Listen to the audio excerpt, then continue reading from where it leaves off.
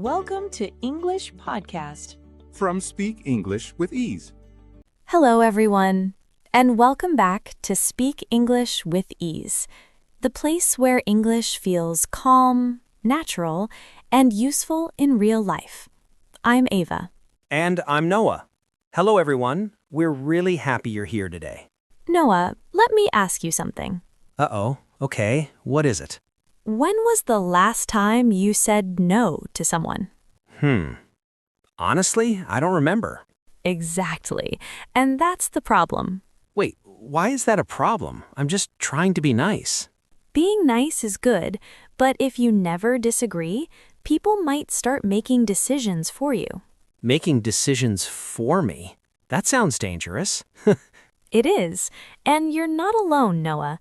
Many English learners feel this way.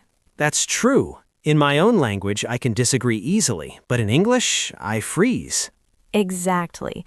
So today, we're going to fix that. Today's topic is very important. 2, how to disagree in English politely, professionally, and confidently without hurting relationships. Oh, wow. I really need this lesson. You do, and so does everyone listening. Because if you always say yes, you slowly lose your voice. Yes, and English should help you express who you are, not turn you into a quiet robot. An agreeable robot. That's exactly how I feel sometimes. Before we continue, a small favor. If you enjoy learning with us, please subscribe to Speak English with Ease. And don't forget to like this episode and share it with a friend who's learning English. Ava, why is disagreeing so scary in English? Because many learners think disagreement equals rudeness. Isn't it? No, not if you do it politely. So disagreeing is actually normal. Very normal.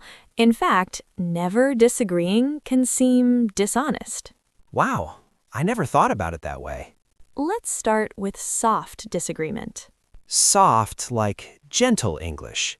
Exactly. Try this phrase. I see what you mean, but... Oh, so I show understanding first. Yes, you respect their idea, then share yours.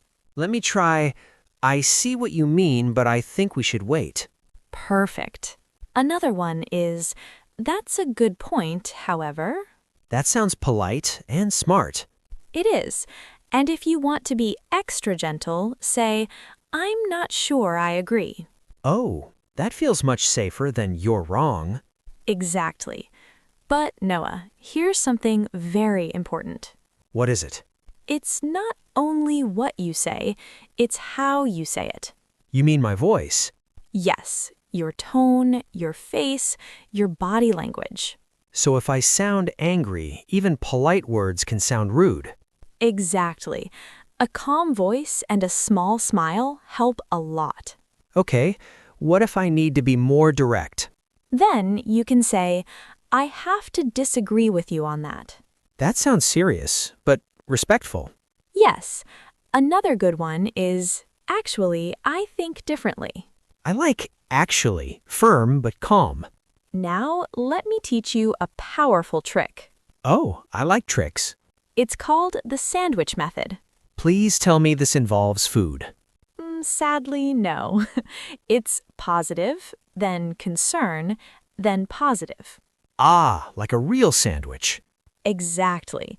Example, I really like your idea. However, I'm worried about the timing, but with a small change, it could work. Wow, that sounds very professional. What about work situations, especially with a boss? Great question. With your boss, always start with respect. Like, I understand your point, and I respect your decision. However, could we discuss another option? that sounds safe. Yes, and if the answer is no, accept it politely. What if the conversation gets emotional? Then you can say, I think this is getting heated. Maybe we should talk later. That's very mature. Or if you feel angry, I need a moment to collect my thoughts. Here are a few more helpful phrases. From my perspective, have you considered... I'm on the fence about that. That's debatable. Let's agree to disagree. These are gold. Now it's your turn. In the comments, write one sentence using a polite disagreement phrase. Or share a real situation where you had to disagree in English. And if anyone knows how I can politely say, I don't want to work on my birthday, please help. Thank you for learning with Speak English with Ease. Remember, disagreeing doesn't mean being rude.